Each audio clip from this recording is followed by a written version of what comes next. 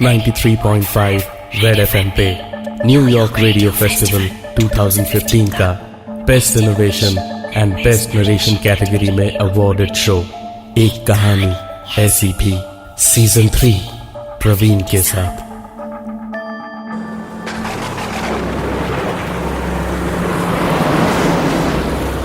बेहद मूसलाधार बरसात और आंधी में भी बड़े आराम से गाड़ी चलाता हुआ ध्रुव हाईवे पर शहर की ओर चला जा रहा था।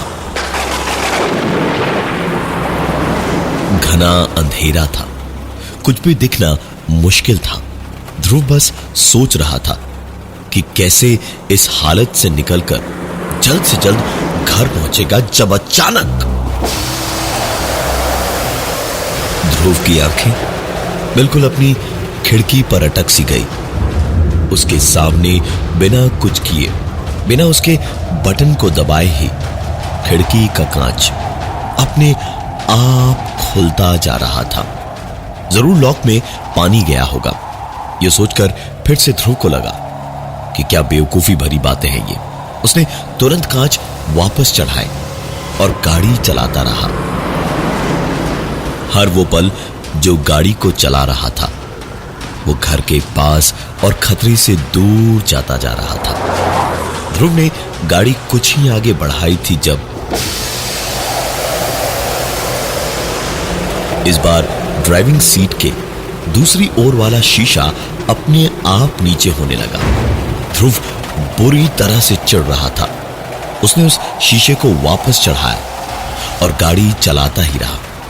लेकिन बरसात और तूफान तो जैसे हर गुजरते पल के साथ बढ़ते ही चले जा रहे थे। तकरीबन 1 किलोमीटर आगे जाने के बाद इस बार आगे नहीं, पीछे की दोनों खिड़कियों के शीशे खुलने लगे और ध्रुव बस देखता ही रह गया। और उसके बाद दोनों शीशे ऊपर चढ़ाए और ध्रुव की गाड़ी की रफ्तार इस वक्त तकरीबन कुछ 100 के ऊपर ही थी। ध्रुव का दिमाग खराब हो रहा था कि ऐसी खराब हालत में आ गई है गाड़ी कि अब इसके शीशे भी परेशान करने लगे हैं। ध्रुव गाड़ी बढ़ाते हुए आखिरकार शहर के अंदर एक सिग्नल पर रुका। गाड़ी का इंजन ऑन ही था और ध्रुव का ध्यान ड्राइविंग सीट के बगल वाली सीट पर से आती एक आवाज की ओर गया। ध्रुव की आंखों के सामने सीट पहले पीछे खिसकी और फिर धीमे धीमे बिस्तर की तरह सीधी होने लगी। ध्रुव की आंखें फैलती चली गई। रगों में बहता खून जमने सा लगा था। ध्रुव गाड़ी से उतरा और सीधे घर की ओर उसी मूसलाधार बरसात और तूफान में दौड़ा और जाकर चौराहे के लैंप पोस्ट के नीचे खड़ा था। उस झिरझिर गिरती बरसात में बूंदे रोशनी में चमक के सुनहरे मोती जैसे लग रहे थे। लेकिन इस खूबसूरती को देख पाना इस वक्त ध्रुव के हाल में नहीं था। वो लैंप पोस्ट के पास खड़ा सिर्फ इसलिए था क्योंकि उसे चारों ओर नजर रखनी थी कि कहीं कोई कहीं से आ तो नहीं रहा है। और इसी हाल में ध्रुव का फोन बजा। उसने मोबाइल जेब से निकालकर देखा भर तो घबराहट से उसकी जान ही निकल गई। और घबराहट के मारे जितनी देर में ध्रुव फोन उठाता उतनी देर में ही फोन में पानी चले जाने की वजह से वो बंद पड़ गया और अब सिर्फ एक ही चारा था ध्रुव के पास। वो बड़े ध्यान से देखने लगा कि कहीं कोई आस पास है या नहीं। तो उसने देखा सामने उस पीली सुनहरी रोशनी में एक परछाई दिखाई दे रही थी। ध्रुव ने उसे देखा और अपना दायां हाथ उठाया तो देखा कि उस परछाई का दायां हाथ भी उठा। ध्रुव जरा सा धीमे से दाईं ओर झुका तो वो भी वैसे ही झुका। दोबारा ध्रुव ने बाईं ओर सर झुकाया तो उस परछाई ने भी उधर ही मुड़ना बेहतर समझा और बिल्कुल ध्रुव के साथ साथ वो परछाई इस वक्त मंडरा रही थी। करता भी तो क्या, वहां से सर पे पैर रखकर भागा और जब उसने पीछे मुड़कर देखा तो उसकी बची खुची हिम्मत ने भी उसे मौत ही नाचती हुई दिखाई, क्योंकि वो साया भी उसके पीछे पीछे आ रहा था, भागते भागते। ध्रुव आखिरकार अपने घर पहुंच ही गया और पलटकर देखा तो वो साया नहीं था कहीं भी। ध्रुव ने एक राहत की सांस ली और सारे दरवाजे और खिड़कियां बंद करके आखिर में जाकर एक खिड़की पर खड़ा हो गया, जहां से उसे बाहर साफ दिखाई दे रहा था और नीचे कुछ भी नहीं था। पूरी तरह सुकून की सांस भर करके ध्रुव ने बस पर्दा खींचा था खिड़की का कि ऐसी एक आवाज सुनकर ध्रुव पलटा और देखा तो बाहर कोई नहीं था। इधर उधर ढंग से दोबारा झांक के खिड़की की कुंडियां ठीक से लगाकर ध्रुव चुपचाप सांस तक धीमी करके सोफे पर बैठ गया और बैठे बैठे सामने उसकी नजर गई तो उसने जो देखा उसने उसके होंठ उस बरसात में भी इतना भीगने के बावजूद सुखा दिए। बंद टीवी के शीशे में ध्रुव को अपने ठीक पीछे कोई दिखाई दिया। ध्रुव तुरंत एक झटके से पलटा और देखा तो एक राहत की सांस आई उसे। पीछे कुछ नहीं था।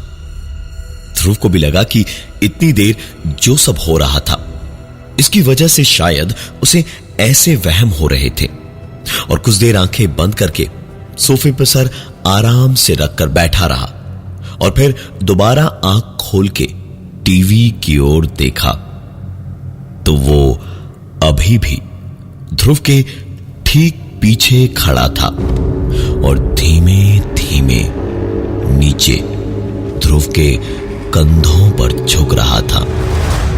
मुस्कुराता हुआ झुकते झुकते वो ध्रुव के कंधे तक आया और धीमे से उसने फूंक मारी तो ध्रुव को अपने कंधे पर एक सर्द हवा का झोंका सा महसूस हुआ, जिसने उसके बदन को वो डरावना एहसास दिया जिससे लगा कि शायद अभी वो चींटियों के एक अंबार पर था, जहां से चींटियां ध्रुव के बदन पर पैरों से चढ़ती चढ़ती सर तक न सिर्फ आए जा रही थी बल्कि काट भी रही थी।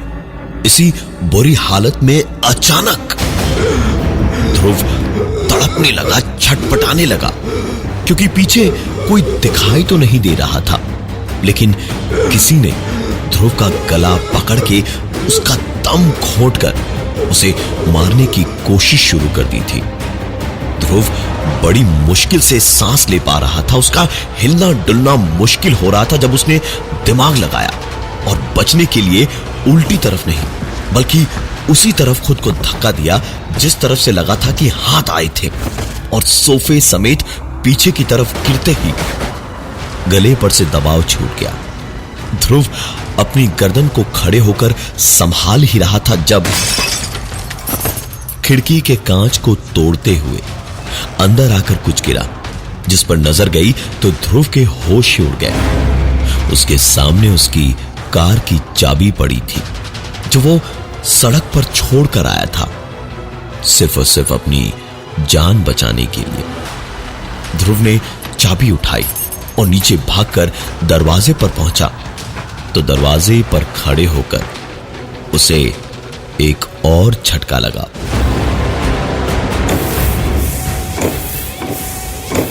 ध्रुव की कार ठीक सामने खड़ी थी और अपनी गाड़ी को देखते ही थोड़ी दूरी पर ही बिल्डिंग का गेट था। वॉचमैन पास ही बैठा था। ध्रुव इधर उधर देखते हुए उसके पास जाकर बैठ गया और ऐसे ही इधर उधर की बातें करने लगा। बारिश तो जैसे आज ही पूरे साल की हो रही थी। पानी जगह जगह भरता जा रहा था। नीचे बैठे बैठे जब ध्रुव और वो सिक्योरिटी वाला बातें कर रहे थे तो सिक्योरिटी वाले ने देखा कि पीछे से आती सीढ़ियों से पानी बहुत तेजी से नीचे आ रहा है। ये देखकर उसने कहा, सर आप बैठिए, मैं जरा छत का दरवाजा बंद करके आता हूं, लगता है छत का दरवाजा खुला है। गार्ड ऊपर की छत की ओर भागा तो यहां सीढ़ियों के पास बैठे बैठे ध्रुव की हालत खराब हो रही थी डर के मारे। कभी दाएं देखता तो कभी बाएं, कभी लगता कि कोई आस पास ही है तो कभी लगता किसी की सांसों की आवाजें वहां गूंज रही हो। ध्रुव बैठे बैठे अपने हर फरिश्ते को याद ही कर रहा था जब एक भयानक आवाज से ध्रुव घबरा कर पलटा तो उसने देखा कि उसके सामने थोड़ा आगे ही बिल्डिंग के सामने आकर छत से कुछ बहुत भारी सा गिरा। ध्रुव जानता था ये क्या था। उसकी दिल की धड़कन बढ़ती जा रही थी। उससे उसकी ओर बढ़ा तो नहीं जा रहा था, लेकिन जैसे कुछ था जो उसे उस ओर खींच रहा था। ध्रुव धीरे धीरे उस ओर बढ़ता गया और आखिरकार उसने देखा कि वहां जो छत से आकर गिरा था वो कुछ और नहीं, वही सिक्योरिटी गार्ड था। ध्रुव एकदम ही अचानक जैसे बेहोशी से होश में आया। उसे तुरंत जगाने की कोशिश करता हुआ ध्रुव बोला, अरे भाई, ओ भाई उठो, आंखें खोलो भाई, आंखें खोलो, हेलो।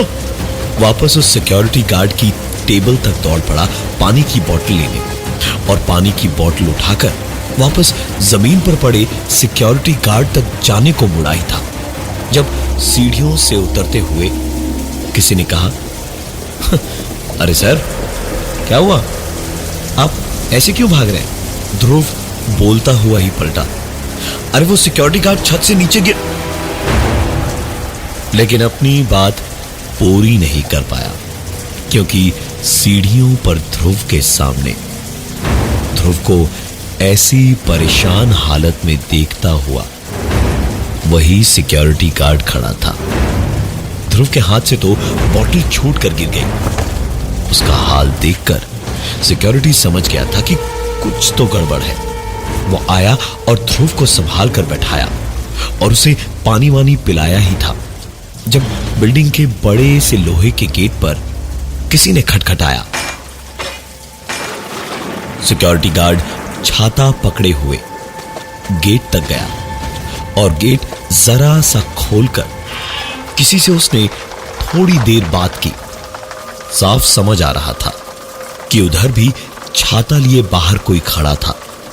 बूंदों की पिट-पिट छातों पर साफ सुनाई दे रही थी और फिर 2 मिनट के बाद ही वापस आकर सिक्योरिटी गार्ड बोला, अरे सर, आपके दोस्त सौरभ सर आपके लिए ये दे कर गए हैं।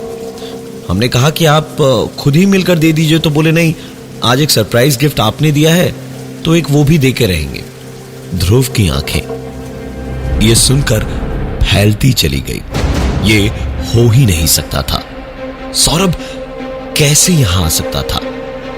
उसे तो अभी 1 घंटे पहले चाकुओं से गोद गोद कर ध्रुव ने खुद ही मार डाला था। सौरभ और ध्रुव दोनों कॉलेज के वक्त के बहुत अच्छे दोस्त थे। कॉलेज खत्म हुआ, दोनों ने लोन लेकर एक छोटा सा बिजनेस सेट किया जो कि बहुत चल पड़ा। पैसे कमाए, इज्जत कमाई और कंपनी आगे बढ़ी। लेकिन दोनों दोस्तों के बीच सदियों पुरानी एक वजह आ गई फूट की, लड़की। सौरभ की शादी को 2 साल ही हुए थे अभी। ध्रुव ने शादी कभी की नहीं और न ही वो ईमानदारी से शादी निभा सकता था, और यहां भी यही हुआ। सौरभ कहीं काम से बाहर जाने का बहाना करके निकला और पीछे से ध्रुव पहुंच गया और पकड़ा गया। सौरभ ने पार्टनरशिप तोड़कर, उससे अलग होकर सबको उन दोनों की असलियत दिखाने की धमकी दी, तो दोनों में जमकर हाथापाई हुई। ध्रुव ने सौरभ को मार डाला और उसकी लाश के पैर में पत्थर बांधकर नदी की तलहटी में फेंककर घर की ओर आ रहा था जब बरसात में इतना सब कुछ होना शुरू हुआ था। इसलिए तो ध्रुव को यकीन नहीं हो पा रहा था कि सौरभ आया तो आया कैसे। ध्रुव ने पैकेट खोला तो उसमें वही चाकू था जिससे ध्रुव ने सौरभ को मारा था, और एक कपड़ा उसके हैंडल पर बंधा हुआ था। वो कपड़ा देखकर ध्रुव को बहुत ही अजीब सा एहसास होने लगा। खून से सना हुआ वो कपड़ा बहुत जाना पहचाना सा था। ये रुमाल तो वही रुमाल था जिसे सौरभ के मुंह में ठूंस कर उसे ब्रिज से नीचे फेंका था ध्रुव ने। ध्रुव को अब पूरी तरह सब कुछ याद आया तो उसकी आंखें हैरानी से फैल गई। घबराहट तो बहुत थी, लेकिन पसीना एक बूंद नहीं था माथे पर। कुछ अजीब सा महसूस हो रहा था ध्रुव को, जैसे जो ठंडी हवा अभी तक लग रही थी वो अब बदन से टकरा नहीं रही थी, आर पार जा रही थी, क्योंकि उसे याद आ रहा था कि ध्रुव जब पैर में पत्थर बांधकर सौरभ की लाश को नदी की तलहटी में फेंक कर पलटा तो पुल से नीचे लाश के पानी में गिरने की कोई आवाज नहीं आई थी। शायद सौरभ जिंदा है और जानबूझकर ऐसा कर रहा है ध्रुव के साथ। उसने तुरंत पॉकेट में पड़ी चाबियां निकाली। ध्रुव दौड़ा घर में गया और फर्श पर पड़ी गाड़ी की चाबियों को लेकर वहां से निकला और फिर पूरी हिम्मत जुटाकर गाड़ी चलाता हुआ उस पुल तक गया जहां से उसने सौरभ को नीचे फेंका था। सोचने वाली बात यह है कि इस बार गाड़ी में उसके साथ कोई हादसा नहीं हुआ। गाड़ी पुल के एक तरफ लगाकर ध्रुव ने पुल से नीचे नदी में झांकने की कोशिश की कि ठीक तभी उसकी गाड़ी का हॉर्न बहुत जोर से बजा। ध्रुव ये देखने को पलटा ही था कि किसी ने ब्रिज के नदी वाले हिस्से से ध्रुव की गर्दन को पकड़कर उसे पीछे की तरफ खींच लिया।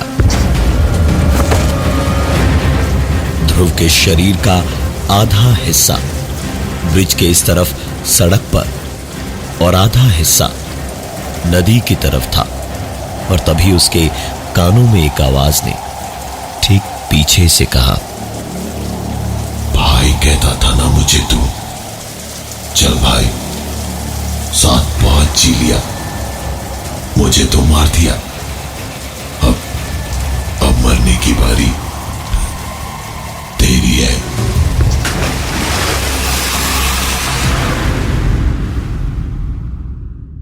सौरभ तो आजाद हो चुका था अपना बदला लेकर, लेकिन इस बिल्डिंग में ध्रुव की आत्मा शायद अटक गई थी। इतना सब कुछ बताकर सिक्योरिटी गार्ड घोष बाबू और उनकी डरी हुई बीवी को फ्लैट का दरवाजा बंद करते हुए बोला, अब भी ये फ्लैट लेना चाहते हैं क्या आप? यहां पिछले 2 साल में 15 परिवारों ने रहने की कोशिश की है, लेकिन 2 हफ्तों से ज्यादा कोई नहीं टिका। घोष बाबू ने हंसकर कहा, अच्छा मजाक कर लेते हैं आप, हम तो यहीं रहने आएंगे। आप अगर दूसरा ऐसा ही अच्छा फ्लैट इसी बजट में दिलवा दें तो फिर हम ये ना लें। हां?